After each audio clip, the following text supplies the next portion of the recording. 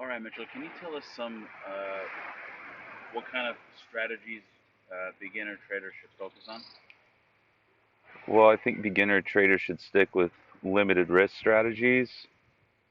The reward potential of high risk strategies is very appealing, and this is why an option principal must review your application to trade options before approving you for a certain level.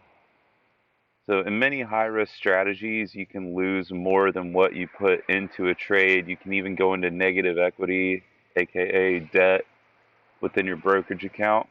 Obviously, something we want to avoid. So, if you're a beginner, it's okay and even encouraged to limit yourself to strategies that have a cap on your max loss.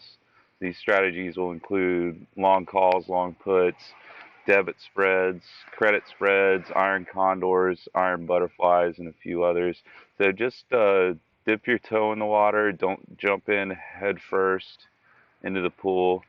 You should familiarize yourself with the safer strategies in real world trading before taking on that next level of risk.